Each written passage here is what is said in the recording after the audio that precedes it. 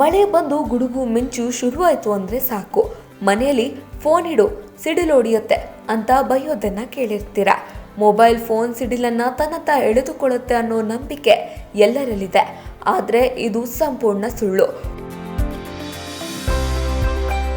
Mobile ಬಳಸುವ radio ಸಿಗ್ನಲ್ಗೆ ಸಿಡಿಲನ್ನ ಆಕರ್ಷಿಸುವ ಶಕ್ತಿ ಇರೋದಿಲ್ಲ. ಹಾಗಾಗಿ ನೀವು ಫೋನ್ನಲ್ಲಿ ಮಾತನಾಡೋದ್ರಿಂದ ಸಿಡಿಲು ಬಂದು ನಿಮಗೆ ಬೀಳೋದಿಲ್ಲ. ಹಾಗಾದ್ರೆ ಸಿಡಿಲು ಎಲ್ಲಿ ಬೀಳುತ್ತೆ ಗೊತ್ತಾ? ಸಿಡಿಲು ಯಾವತ್ತೂ ಎತ್ತರದಲ್ಲಿರುವ ಜಾಗಗಳನ್ನು ಹುಡುಕುತ್ತೆ. ಎತ್ತರದ ಮರಗಳು, ಕರೆಂಟ್ ಕಂಬಗಳು, ಟವರ್ಗಳು ಹಾಗೂ ಖಾಲಿ ಮೈದಾನಗಳು ಸಿಡಿಲಿಗೆ ಮುಖ್ಯ ಟಾರ್ಗೆಟ್ಗಳಾಗಿರುತ್ತೆ. ಮಳೆ ಬಂದಾಗ ನಾವೆಲ್ಲರೂ ಮಾಡೋ ದೊಡ್ಡ ತಪ್ಪು ಮರದ ಕೆಳಗೆ ನಿಂತ್ಕೊಳ್ಳೋದು. ಸಿಡಿಲು ಮೊದಲು ಮರದ ಮೇಲೆ ಬೀಳೋದ್ರಿಂದ ಮರದ ಕೆಳಗೆ ನಿಲ್ಲೋದು ಜೀವಕ್ಕೆ ಅಪಾಯ ತರಬಹುದು. ನಮ್ಮ ದೇಶದಲ್ಲಿ ಸಿಡಿಲಿನಿಂದ ಸಾಯುವವರ ಸಂಖ್ಯೆ ಕೇಳಿದ್ರೆ ನೀವು ಶಾಕ್ ಆಗ್ತೀರಾ.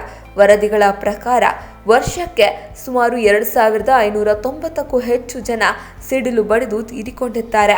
ಆದರೆ ಪ್ರಕೃತಿ ವಿಕೋಪಗಳಿಗೆ ಆಗುವ ಒಟ್ಟು ಸಾವುಗಳಲ್ಲಿ 40% ಸಾವುಗಳು ಸಿಡಿಲಿನಿಂದಲೇ ಆಗಿವೆ. ಇದರಲ್ಲಿ ಹೆಚ್ಚಿನವರು ಖಾಲಿ ಜಾಗದಲ್ಲಿದ್ದಾಗ ಅಥವಾ ಮರದ ಕೆಳಗೆ ನಿಂತಿದ್ದಾಗ ಈ ಅಪಾಯಕ್ಕೆ ಒಳಗಾಗಿದ್ದಾರೆ.